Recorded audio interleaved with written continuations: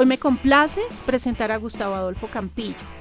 Él es administrador de empresas y activista dedicado a la defensa de los derechos de los pacientes. Él es fundador y presidente de la Fundación de Red de Apoyo Social de Antioquia, RASA, en Medellín, una organización que realiza acciones de acompañamiento, prevención y protección de los derechos de quienes viven con diversas enfermedades.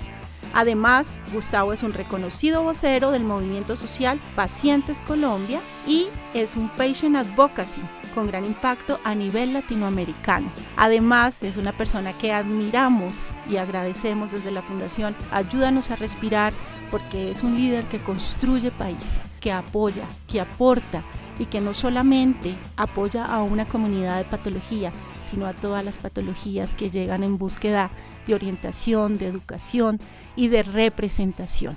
Bienvenido, Gustavo. Gracias por estar acá. Muchas gracias, Dina. Muchas gracias a la Fundación por la invitación. Muy generosa tu introducción. Un saludo también a todos quienes nos ven. Muchas gracias, Gustavo. Saludamos a toda nuestra audiencia de Colombia y Latinoamérica. De verdad que es un honor poder regalarle a todas las personas esta entrevista contigo. Nosotros venimos con este podcast de salud respiratoria, ya este es otro de nuestros capítulos y no podíamos dejar de tocar algo tan relevante, tan importante, como es tener a un líder en salud, y no a cualquier líder, sino que en mi concepto, uno de los mejores líderes que tiene Colombia en la defensa de los derechos. Muchísimas gracias.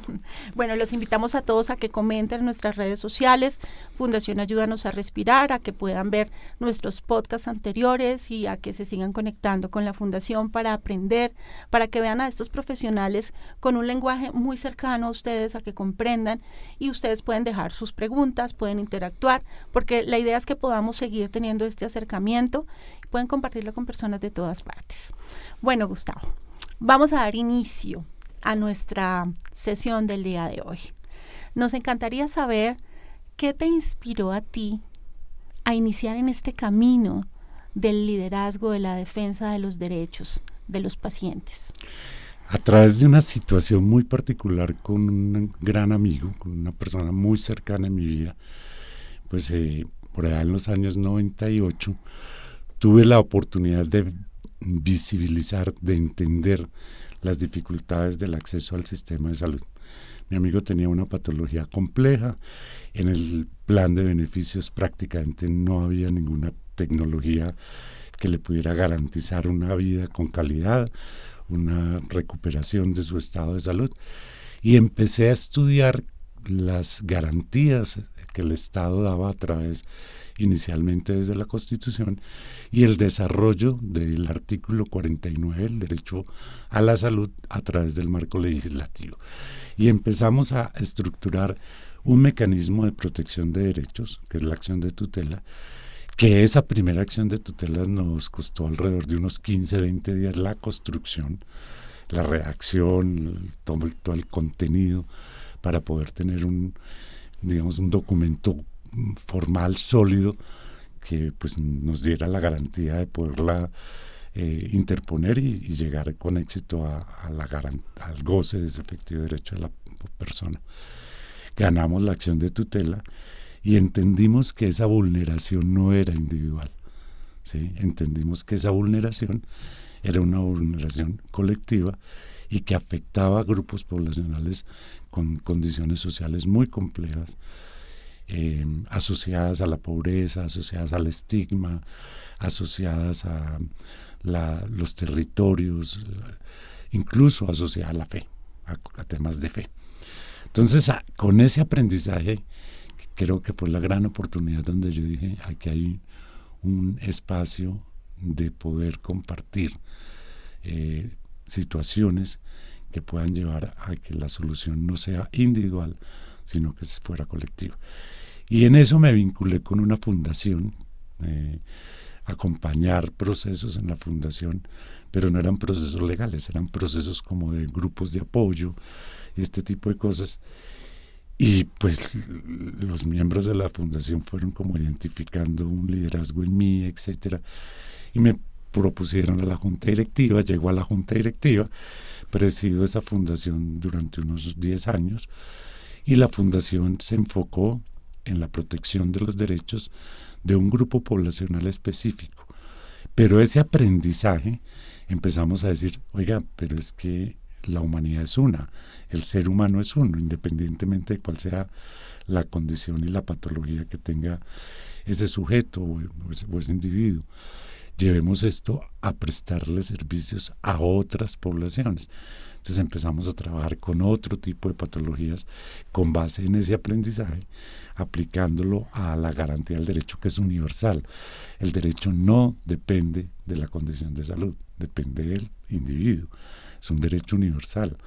Y por lo tanto, entonces ese aprendizaje nos fue llevando a otros espacios. La salud como derecho universal, el Estado somos todos, Constitución Política de Colombia, la acción de tutela como mecanismo de protección. A nuestra audiencia quiero contarle que la primera persona que yo vi hablando claramente cómo era el sistema de salud colombiano fue a ti, y te encontré por YouTube.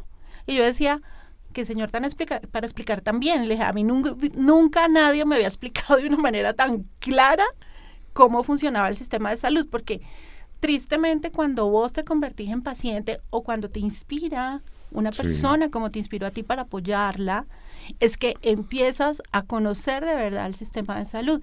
Y creo que es un compromiso de todos aprender a conocerlo, no solamente esperar a que llegue una enfermedad, ¿sí? A las familias. Creo que las generaciones han cambiado mucho y vemos de pronto generaciones jóvenes que no conocen mucho del sistema.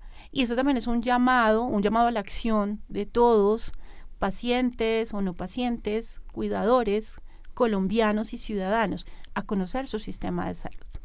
¿Sí? Dina, yo creo que has tocado 3 puntos muy interesantes. Lo primero, en la presentación recuerden que Dina me presentó como administrador de empresas, que es mi profesión. Yo no soy abogado.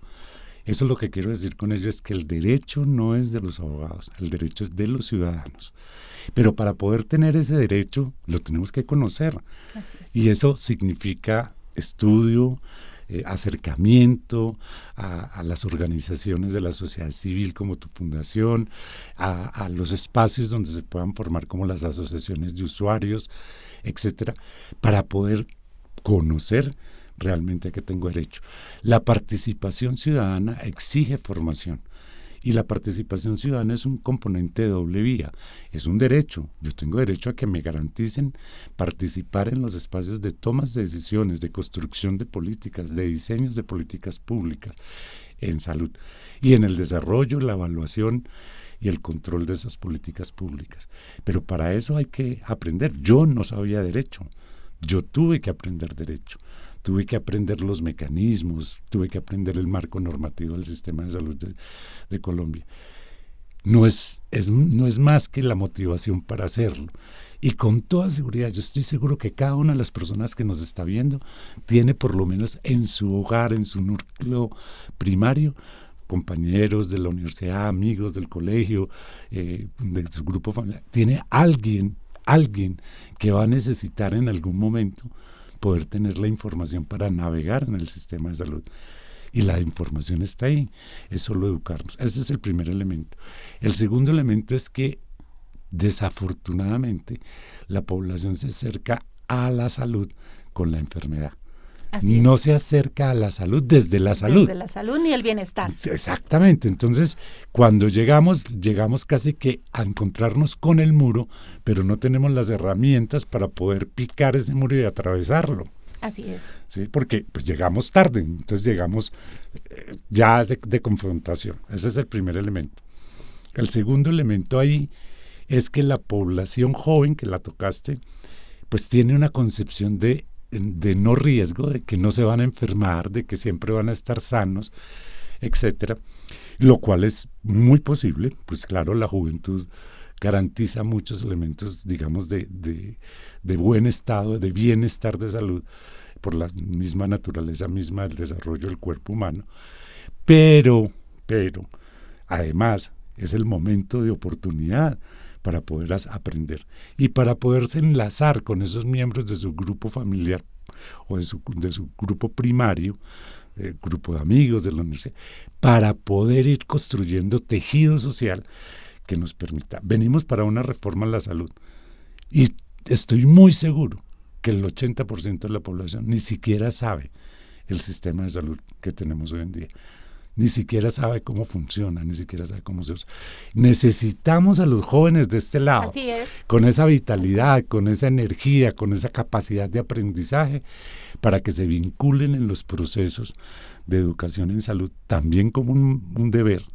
Así es, un Como deber un ciudadano. deber ciudadano, ¿sí? Deber ciudadano. Para que se vinculen en este proceso y puedan entonces proyectarse hacia su comunidad. Sí, y hay algo muy, muy valioso también de todo lo que tú nos has explicado, y es como Colombia es uno de los países que tiene reglamentada la participación ciudadana. Es decir, tenemos derecho a ser escuchados, tenemos derecho a participar. A veces el desconocimiento no permite que lo hagas. Entonces es importante acercarse, es importante tener en cuenta la situación actual en que estamos, que sí, todavía estamos con unos beneficios con los que veníamos, pero estamos en un momento quizás de transición. De crisis. Sí, donde finalmente todos los días nos levantamos y no sabemos con qué noticia nos vamos a levantar, entonces también hay una incertidumbre, pero tampoco podemos esperar que otras personas hagan todo por nosotros. Debemos ser participativos. Debemos, ahí está la otra parte. El Estado, y el Estado somos todos. O sea, el Estado no es el gobierno, el Estado somos todos. El Estado nos garantiza, nos da el derecho a la participación ciudadana. Usted tiene la obligación, el deber de participar. Es una corresponsabilidad. Así es. La ciudadanía, el Estado se construye en corresponsabilidad. Pero hay otro elemento muy importante. Planteas, estamos en una incertidumbre. ¿Cómo se resuelve una incertidumbre? ¿O cómo se aborda mejor una incertidumbre? Con información. Y activismo. Claro, pero para el activismo necesitas Sí, tienes que estar entrenado claro, también para enfrentarlo. informado, educado, leer. Sí. Y educación no significa pues ser el más conocedor del marco normativo, de la ley. No, confróntese con los hechos de la realidad y dentro de los contextos que tenemos, ¿cuáles podrían ser las soluciones? Ese es el reto. Claramente, y como pacientes, que nos estamos dirigiendo a los pacientes, especialmente a los de hipertensión pulmonar y enfermedades respiratorias crónicas, ya contamos con el conocimiento de la patología, con lo que es vivir con la condición, y allí vemos los desafíos, las necesidades, ¿sí? Los retos, lo que tenemos, pero también lo que en algún momento se puede ver afectado con lo que está sucediendo. Entonces, ya tenemos una información importante. Necesitamos tomar esa bandera, necesitamos ponernos esa camiseta y también ser activos. Activos porque aumentan las quejas diariamente. Lastimosamente también a veces llegan pacientes a las fundaciones solo por un medicamento, pero resulta que hay todo un marco alrededor de la vida, de la calidad de vida de los pacientes, inclusive de los cuidadores, porque tenemos una deuda con los cuidadores, porque ese es otro paciente ahí al ladito, que va navegando lentamente al lado del paciente crónico. Entonces, esto se amplía mucho más la red de personas que se necesita cuidar, ¿sí? Que se necesita derechos, ¿sí? Que se necesita posibilidades, oportunidades de vida, de tratamientos.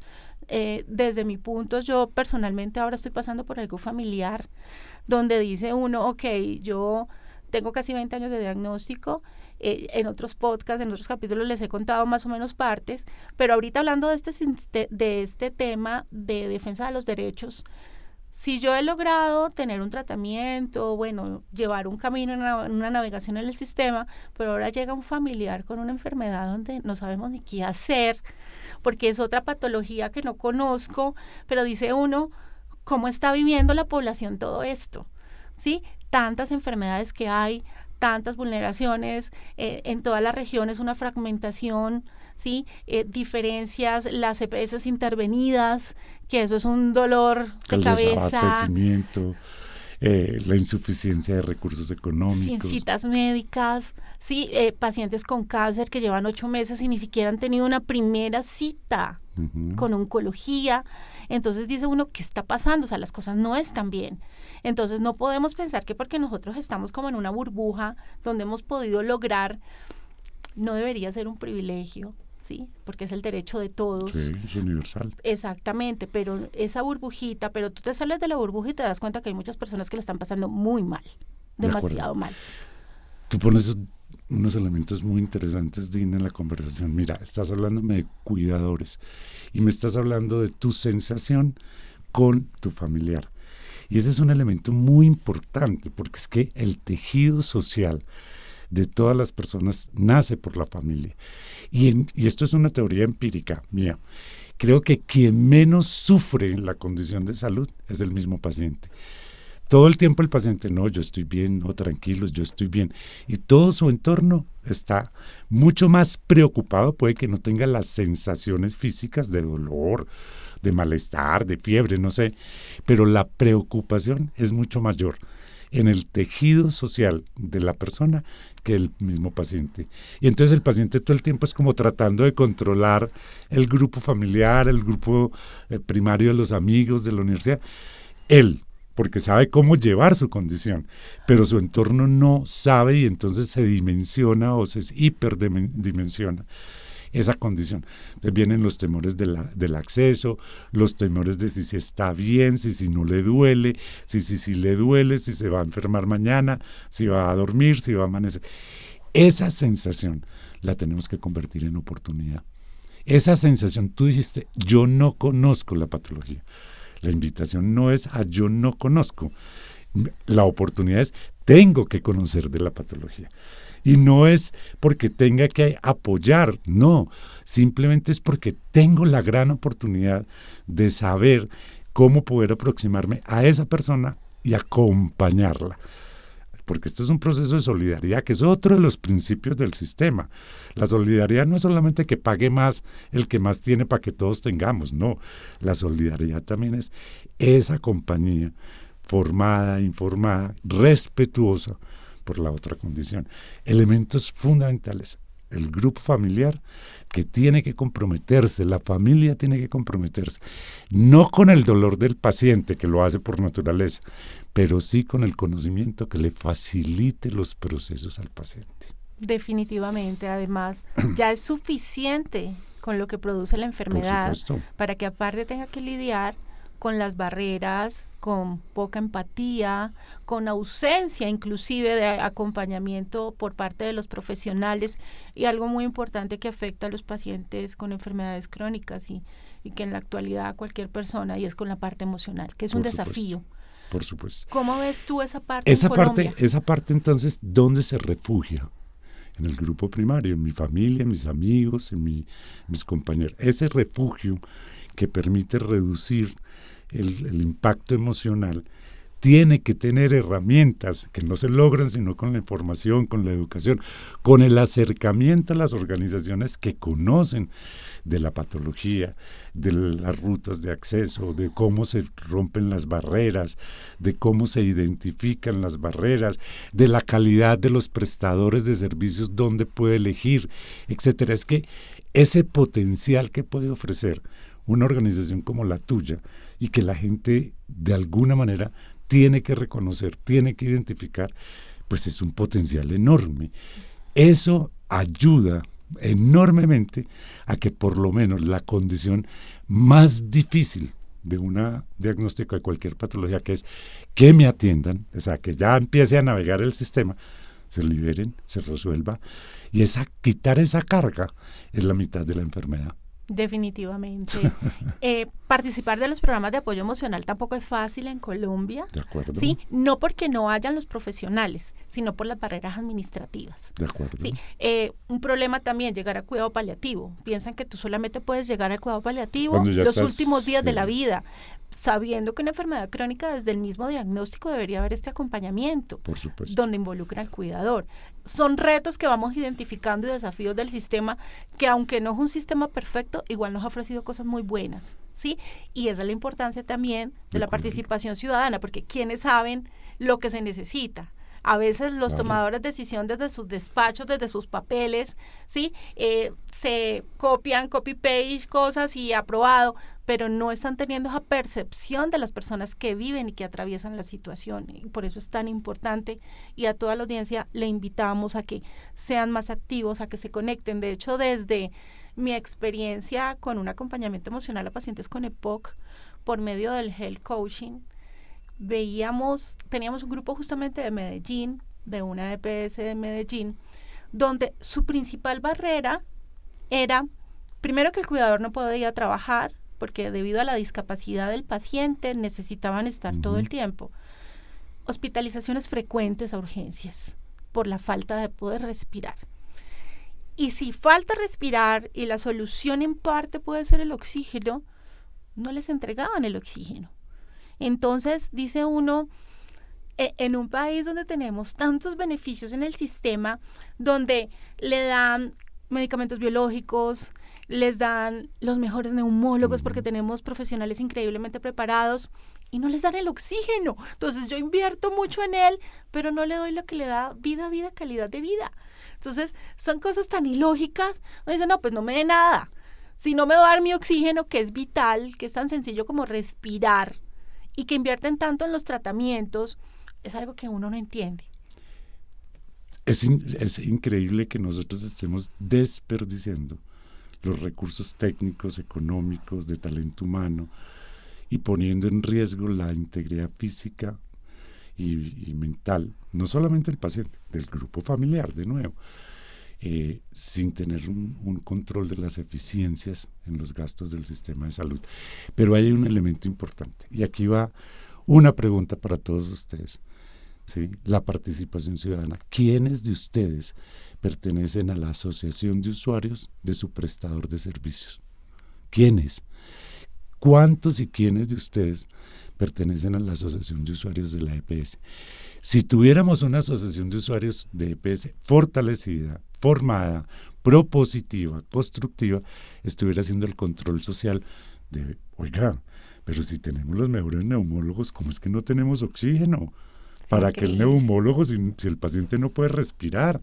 Si es vital. Esa asociación de usuarios pudiera estar proponiendo las soluciones, haciendo el control social. Esa apatía, Dina, por la participación ciudadana es culpable. Esa apatía es culpable de que el sistema de salud pudiera estar en la situación en que está. Sí. Y esa participación ciudadana es una obligación, es un derecho constitucional, desde el diseño hasta la vigilancia, como ya lo dijimos. Pero además también, no solamente es un derecho constitucional, es su deber participar, es su deber controlar y es su deber proponer las mejores para el sistema de salud. Además, yo creo que todos somos pacientes. Por supuesto. Todos somos pacientes. Potenciales o reales. Todos. Pero todos nos vamos a enfermar así en sea algún una momento. uña. Pero de nuevo, puede que no sea paciente. Yo tengo también una obligación moral, una obligación cívica de acompañar. Solidaridad. De solidaridad. Empatía. Por supuesto, con quien humanidad. Claro. Puede que primera línea, pues claro, primera línea, mi grupo familiar, mi grupo de primario, pero puede ser que sea una persona en la calle que esté, un habitante de calle que esté en condiciones de dificultad. Hay un principio constitucional en el artículo 95, en el numeral segundo del artículo 95. Todos estamos obligados a obrar conforme al principio de solidaridad ante situaciones que pongan en riesgo la vida o la calidad humana de cualquiera de los habitantes del país. Obligación constitucional. Y creo que las organizaciones de pacientes hacen esa tarea muy bien y creo que no se puede perder ese foco, porque con lo que está pasando, más se va a necesitar. Por supuesto. Mucho más se va a necesitar. Por supuesto. Pero las organizaciones de la sociedad civil lo hacemos, claro, con toda la nobleza, con toda la empatía, pero lo hacemos de manera reactiva. A nosotros nos llega el enfermo. Sin el medicamento. Claro, con todas las barreras. O sea, a nosotros nos buscan porque tienen una dificultad para poder navegar y acceder a los servicios de salud. Incluso muchas de las personas que nos buscan, cuando lo resuelven, desaparecen. Así es, ¿sí? Tal cual. Y lo que necesitamos es que los sanos vengan y nos acompañen y aprendan, ¿sí? Y que los enfermos también permanezcan. Porque ese volumen, y aquí viene otro de los elementos importantísimos de la participación ciudadana. La participación ciudadana no se construye sino con evidencia, Dina. Y la evidencia la obtenemos de la información que nos dan los usuarios de las fundaciones. Por ejemplo, Tengo 100 usuarios en mi fundación. De esos 100 usuarios, 40 son personas que viven en zonas rurales dispersas, que para acceder al servicio de salud se tienen que desplazar 2 horas a pie desde su vereda, llegar a un camino o algo por donde pase algún vehículo que los lleva a la cabecera municipal y ahí tienen que coger otro transporte intermunicipal para llegar al hospital que generalmente está en las capitales o concentrado en las principales capitales del país. El usuario tiene información de que ese traslado desde la puerta de su casa hasta la puerta del hospital está contenido en el plan de beneficios del sistema de salud. No. No lo sabe. ¿Su familia lo sabe? No. No lo sabe. ¿Sí? ¿Cómo lo sabe? Pues acercándose a la información. Estos canales son muy importantes. No, una conversación súper interesante, ilustrativa, concientizadora, inspiradora, contagiadora. Sí, yo creo que quiero que todos los que están escuchando, a toda nuestra audiencia, salga súper emocionado al lugar donde lo atienden y preguntar cómo me uno a la asociación de usuarios. Y algo muy importante, y es todos los días que yo me levanto, digo, ¿a quién puedo ayudar hoy? Por supuesto. Yo estoy en un lado y hay personas que están en otro extremo y quiero saber a quién puedo ayudar hoy. Siempre todos podemos hacer algo por alguien, siempre. Y compartir también un poco de lo que hemos recibido, sea porque he aprendido a navegar en el sistema, sea porque mi EPS ha funcionado hasta donde lo ha hecho, sea porque vivo en una ciudad grande que tiene más oportunidades. Pero entonces es mirar a quién puedo ayudar. Pero articulemos entonces la participación ciudadana como deber y lo que te estaba contando de el tema de la evidencia, de los datos que nos permiten. Entonces yo identifico a esa señora que vive en la zona rural y esa señora no es la única, son 2 o 3 señores o 3 personas o 5 personas y empiezo a construir información robusta que me diga el 30, el 80, el 100% de la población rural no tiene conocimiento sobre el derecho al traslado al lugar donde le prestan los servicios. ¿Qué pasa? ¿Cuál es el problema? ¿Es la población sola o es también la EPS que sabiendo que tiene que garantizar ese derecho no lo oferta?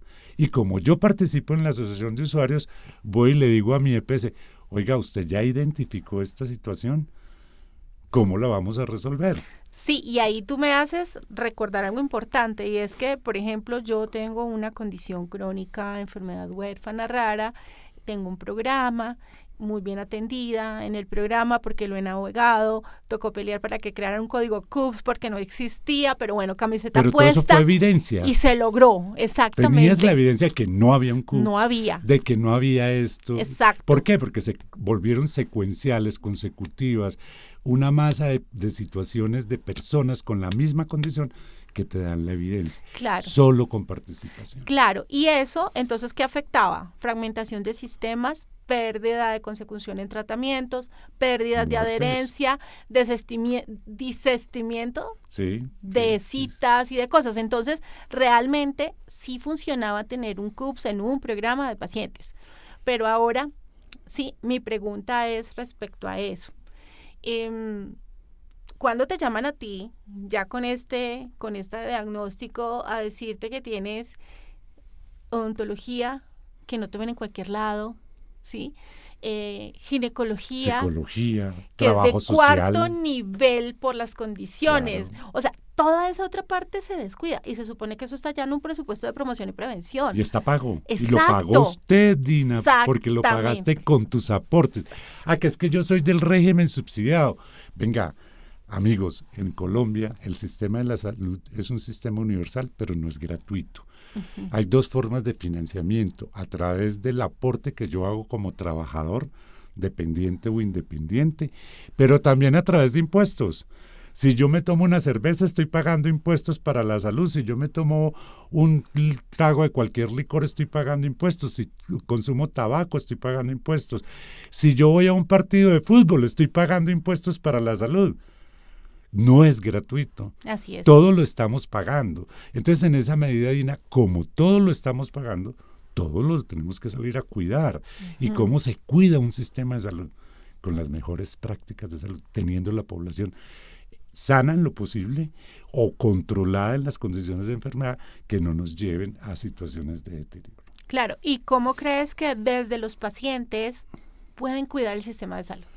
Lo primero es hacer un uso adecuado del sistema de salud. ¿Cómo se hace? Pues conociéndolo. Tenemos de nuevo el problema. O la oportunidad, mejor. ¿Cómo podemos ampliar entre todos esta necesidad de educación y de información de la estructura del sistema? El tema del autocuidado. El tema del autocuidado es una corresponsabilidad. El Estado me da a mí todo lo que yo necesite, pero yo qué le estoy dando al Estado para que le pueda dar a otro que lo necesita mientras yo no lo necesito. Así es. Que es el principio de solidaridad. Uso adecuado de los recursos. Pero hay elementos muy interesantes, de nuevo, porque es que para mí el tema de la evidencia o de la construcción de la evidencia que permita la participación en los escenarios de tomas de decisiones o la construcción de políticas públicas, el dato no lo tumba nadie. Si yo digo 80% de las mujeres con cáncer de mama, el 30% de las poblaciones con problemas respiratorios tiene dificultades para poder trasladarse de su lugar de residencia. Así es. Por cualquier cosa. Ese dato no lo tumba nadie. Correcto. Correcto. Y ese dato es mi posicionamiento en las tomas de decisiones, mi posicionamiento en la construcción de políticas públicas. Pero ese dato solo se construye cuando los usuarios de las fundaciones o de las organizaciones se acercan a nosotros y nosotros podemos tomar esas condiciones. Pero ese dato me dice, oiga, pero de ese 80% de mujeres con cáncer de mama, el 35% de ellas son de nivel 6 de clasificación del CISBEN, nivel D en la nueva clasificación. Y el 80% de ellas son población pobre de primer nivel del CISBEN. O sea, además de que son rurales y que son mujeres y que tienen cáncer, también es población socialmente protegida con protección reforzada. Esos elementos me dicen, oiga, si usted realmente quiere que haya un sistema de salud equitativo, ¿sí?, con condiciones de derecho, usted tiene que sacar normas que protejan más a esta población. Porque el derecho a la igualdad no es darnos a todos lo mismo, es darle a cada quien lo que cada quien necesita y con seguridad que esa población... Pero eso no se logra sino con la participación.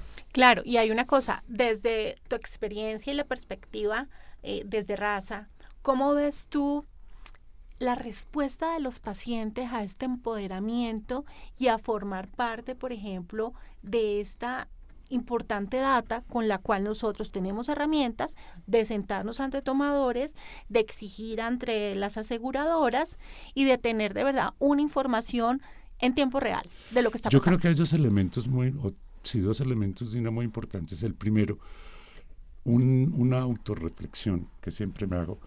Cuando el paciente llega donde nosotros, o cuando el usuario de la fundación llega donde nosotros, porque no siempre es el paciente, puede ser el familiar del paciente.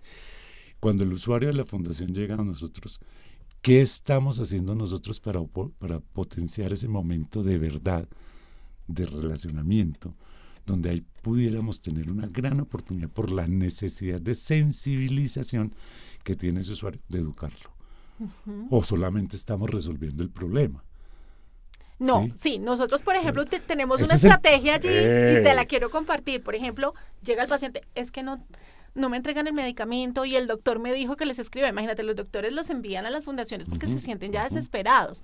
Entonces yo le digo, mira, estamos en una situación de crisis, las donaciones que llegan no son muchas, inicialmente es para las personas que están afiliadas a la fundación.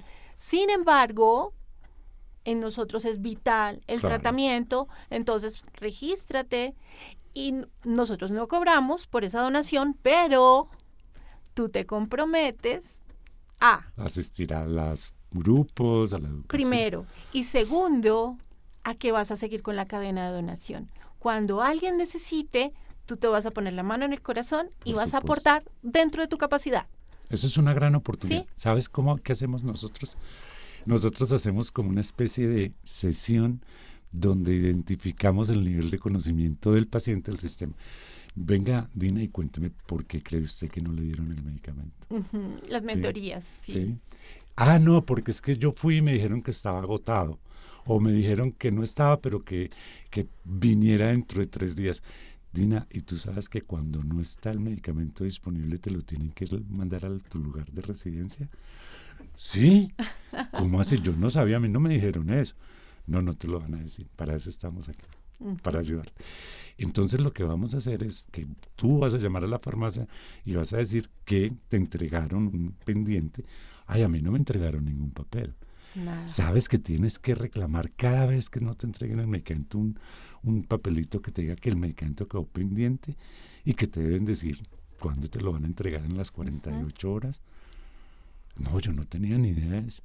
Listo, pero el compromiso va a ser que ya aprendiste eso y que lo vas a practicar. Así es. Pero como vas a ir cada mes con frecuencia a la farmacia y cuando encuentres a alguien en la ventanilla delante de ti que le digan exactamente lo que a ti te dijeron, vos vas a decir lo que yo te acabo de decir. Multiplicador del mensaje. Claro. Es la mejor manera de multiplicar. Por supuesto. Y además entonces a mí me queda la evidencia de que a las personas de esa EPS en esa farmacia no les están entregando el medicamento. Claramente. Y yo puedo ir a hacer la gestión en los tomadores de decisiones. Claramente. Igual que el desabastecimiento. Por supuesto. ¿Dónde está la o carta? La cita médica oportuna, etcétera. Es decir, yo lo que hago, lo que hacemos en mi fundación es potencializar esa condición para que aprenda sobre esa situación. Y seguramente otro paciente llega, es la cita del superespecialista, el médico de cardiopatías congénitas, que no hay sino, me contabas ahora 3 en el país, pues me la dieron para octubre del 2028. ¿Sí? Venga. ¿Usted entiende cómo funciona el sistema? ¿Usted sabe por dónde es la ruta de ingreso a la consulta? ¿Sabe que primero es médico general, luego seguramente un especialista intermedio como un internista, como un neumólogo, y después de eso es el especialista? Tenemos, voy a poner cualquier número, 1,000 personas con cardiopatías congénitas. Y tenemos solo 3 médicos en el país. ¿Cuándo los vamos a atender? No, es imposible. ¿Cierto? Es Entonces, imposible. ¿cómo podemos encontrar soluciones a esa situación? Y ahí, de nuevo, los 2 componentes. Aprenda sobre cómo es el tema de la navegación, de la oportunidad. Colombia tiene un privilegio en la acción de tutela, sobre todo para temas de oportunidad. Me dieron la cita para el 2028, para mí es demasiado lejos. Claro, por supuesto. Interpongo la acción de tutela. ¿Y en cuánto falla la tutela? Pero ojo, claro, en 10 días o en 3, si se necesita como medida provisional, se falla en 3 días. Pero imagínate que adelante de mí también hay alguien a quien le dieron la cita el mismo día, pero por la mañana. O sea, por allá en el 2028, la mía era a las 3 y la de ella a las 10. Pero esa no puso tutela. Yo me le salté la fila a esa persona. Un poco como de conciencia de este elemento, porque la tutela sí es un mecanismo supremamente efectivo, potente, de fácil acceso. Se puede hacer un domingo a las 3 de la mañana ante los jueces de garantías constitucionales que funcionan 24 horas al día, 7 días de la semana. Y puede ser verbal. ¿Ah, sí? Claro. No, eso sí no lo sabía. Cuéntanos cómo funciona. La tutela tiene vía de oralidad. ¿Cómo es eso? Porque yo pudiera no tener capacidad de escribir por cualquier naturaleza. Y entonces, y además es una vía, tan especial que tiene consideraciones de preferente y sumaria. ¿Eso qué significa?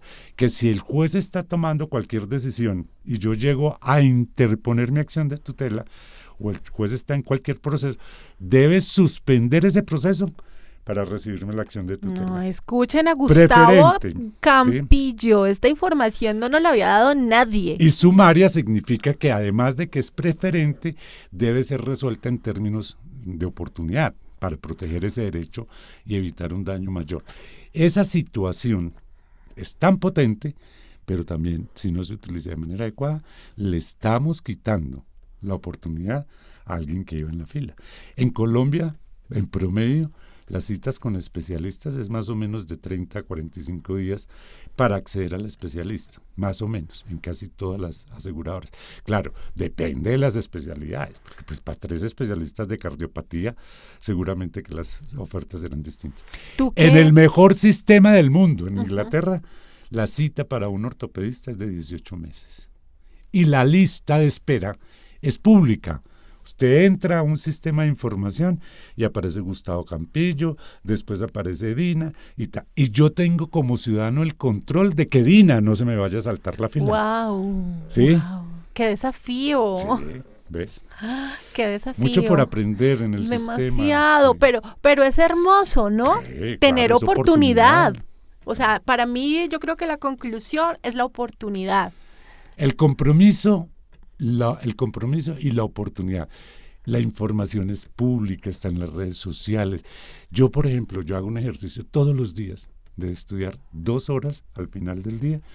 Cojo una de las jurisprudencias de la Corte, de las más recientes, y la empiezo a leer. A ver, esto qué es lo que dice, por qué lo dice. La Corte Constitucional en Colombia, creo que en ninguna parte del mundo, legisla, no hace leyes, interpreta las leyes. Uh-huh. ¿Sí? Entonces, cuando hace un pronunciamiento, lo hace soportado en las leyes. Entonces dice, el derecho a la vida y a la salud es un derecho fundamental. Y pone ahí entre paréntesis un numerito, número 3. Usted baja y lee en el número 3 y dice, ley estatutaria 1751, artículo tal.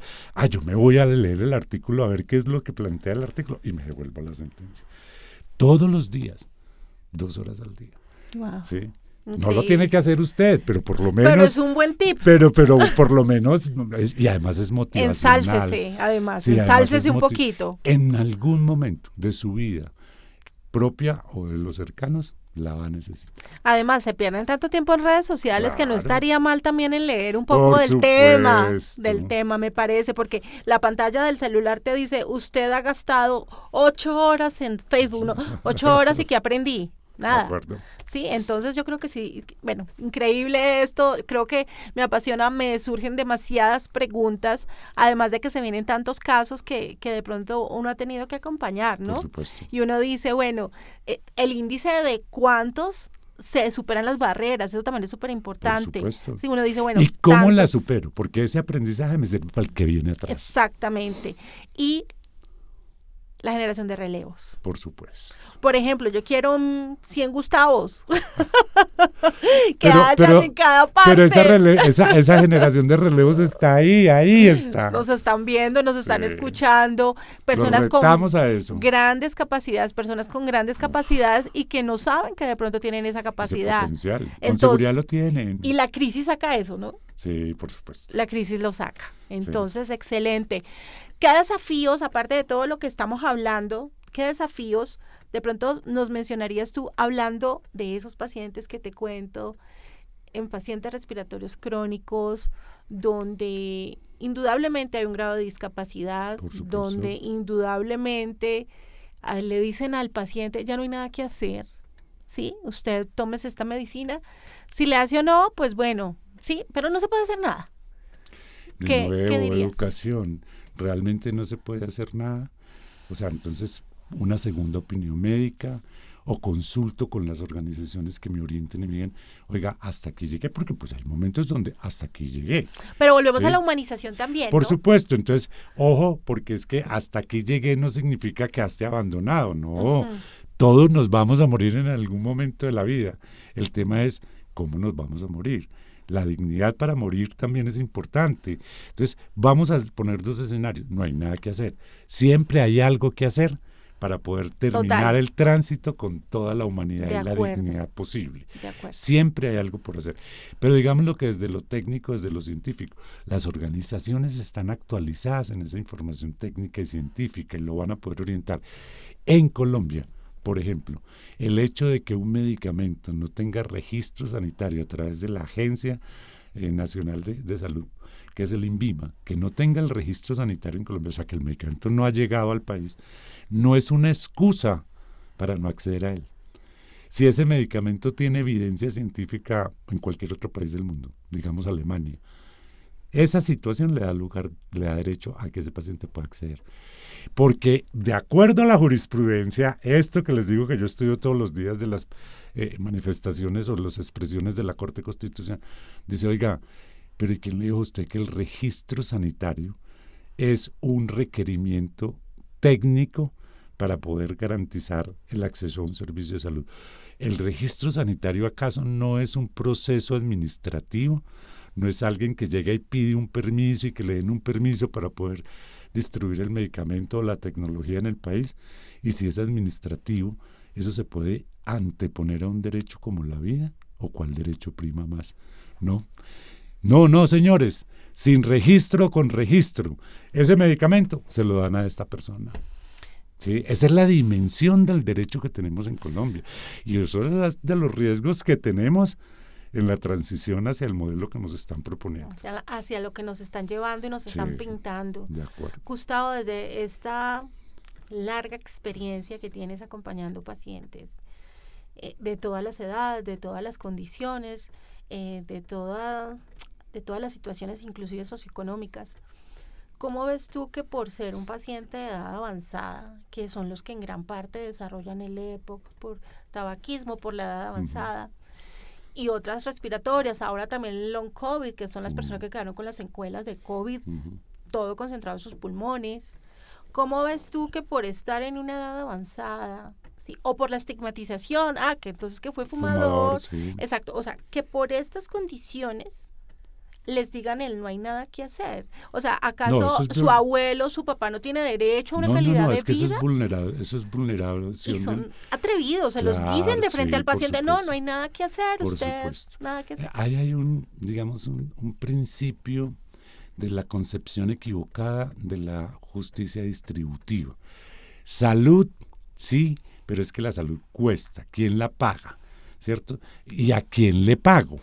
Entonces, invierto en una persona que ya está en un estadio terminal, una terapia que le puede dar 2, 3, 4 años más de vida, o se la invierto en vacunas a los niños recién nacidos. Ese es como el dilema ético de la distribución, de la justicia distributiva de los recursos del sistema de salud. No, pero es que ese dilema no debe existir. Ese dilema no debe existir. Hay que darle a cada quien lo que cada quien necesita. Ya, si usted no se quiere tratar, eso es otra decisión, es la autonomía del individuo, pero hay que hacerle la oferta. Yo tuve un ejemplo muy simpático, o simpático no porque fue muy doloroso, pero muy interesante. Una madre cabeza de familia de 24 años de edad, con una niña de 3 añitos, la señora con un cáncer metastásico de mama, en pulmón, huesos y cerebro, y no había sino una alternativa terapéutica para prolongarle un tiempo muy limitado, creo que eran alrededor de 6 meses o un año, ampliarle la posibilidad de sobrevida, ni siquiera a veces de vida, porque nos quedamos en una vida muy dependiente de muchas cosas, pero la sobrevida por ese periodo. La pregunta que yo me hice es, no fue la sobrevida de la señora. ¿Qué garantías, una vez la señora se muera, va a quedar esta niña de 3 años? ¿Con qué garantías? Entonces van otras preguntas. Oiga, ¿usted cotiza a la Seguridad Social en pensiones? Sí. ¿Y usted cuántas semanas tiene cotizadas? Tengo 42 semanas cotizadas, tenía la señora. Entonces, historia real. 42 semanas cotizadas. Perfecto. Le pregunto al médico oncólogo si no le damos el tratamiento en 15 días. Dura 15 días. No. ¿Y sabes cuál fue mi argumentación para esa tutela? La argumentación es, si la promesa de valor del medicamento es entre 6 meses y un año, y esta señora tiene 42 semanas para pensión, pues de cotización al sistema, y tiene 24 años de edad, le faltan solo 6 semanas para adquirir la protección de la pensión por invalidez para la niña de 3 años. La señora se nos va a morir, pero la señora se va a morir tranquila, sabiendo que su hija queda protegida con toda seguridad. Fuerte. Mira, cuando ganamos la tutela, cuando la señora duró 2 meses, creo, pero la hija quedó con la pensión. Cuando ganamos la tutela, y le dije, es que no es para su medicamento, es que no es para usted, es que es para que su niña no quede desprotegida. Y esa es otra característica, ser un líder visionario. Sí. O sea, el líder debe ser visionario, ¿sí? Porque son muchas a veces las cosas negativas que rodean los casos, o muchas las cosas desesperanzadoras. Pero si usted se fija hacia dónde ibas, o sea, definitivamente, la visión que tienes, yo creo que te ha llevado a toda esta experiencia que puedes compartir con otros líderes, con pacientes, con comunidad, y creo que es muy valiosa porque debería haber una enciclopedia llamada Gustavo Campillo. Cierro el caso de la señora. ¿Sabes qué me dijo la señora cuando ganamos la tutela? Yo quería sobrevivir para ver los 15 de mi hija, para los graduados y para verla casar. Hoy ya todo eso se lo garanticé. Imagínate. Qué motivador. Sí, claro. Y el tema de todas estas personas jóvenes que llegan con estos Yo no soy abogado. Pero parece. No soy abogado. El reto es ese. Yo no soy abogado. No, y finalmente esto es incidir en políticas públicas. O sea. Y el derecho es de la ciudadanía, no de los abogados. Definitivamente. Los abogados colaboran, apoyan y hacen el camino. De hecho, también nos enseñan, ¿no? Claro, ¿no? Y es una necesidad y son unos grandes aliados de nuestras organizaciones. Lo que quiero decir con ello es, usted aprópiese del derecho. Aprenda, sí. Practique, sí. Comparta, ayude, definitivamente. Sí, bueno, perfecto. Yo creo que ya con esto prácticamente estamos terminando. Creo que todas las preguntas que yo tenía para ti, solitas se han ido dando en la conversación. Perfecto. Y yo creo que podríamos hablar 8 horas tú sabes más. Que yo me apasiono con este tema. Y además contagias eso. Y esa es otra característica de un líder. Entusiasmo. Sí. Esa es otra característica. Aquí hemos hablado de diferentes características. Todos pueden hacer su autorreflexión. Todos pueden mirar de pronto cuál tienen y cuáles pueden potencializar. O todos pueden mirar si se acercan y dicen, yo quisiera formarme, yo quisiera empezar. Porque eso también hacen las organizaciones de pacientes y es identificar entre esos pacientes o esos cuidadores o esos voluntarios que a veces se quieren convertir también en personas que hacen país ayudando a la comunidad. Bueno, que nos hagan la retroalimentación, porque no es de aquí para allá. Sino de allá para acá. También. Y todos van a comentar. Con seguridad. En nuestras plataformas, en nuestras redes. También aprendemos, todos los días aprendemos. Siempre. Y creo que en este campo de la salud, que es dinámica, indudablemente. Muy dinámica. Sí, siempre hay algo nuevo. Ayer yo estaba en una reunión muy importante con ustedes desde Pacientes Colombia, lo cual agradezco porque también ha brindado mucho conocimiento, por ejemplo, para mí, donde mi experiencia no son de todos los años que ustedes llevan, pero creo que uno debe aprender de los mejores y creo que ustedes brindan eso y contagian ese conocimiento y de verdad que yo lo agradezco y le pido a la comunidad de hipertensión pulmonar y respiratorias crónicas que también reconozcan y agradezcan a ustedes por eso que están haciendo por el país.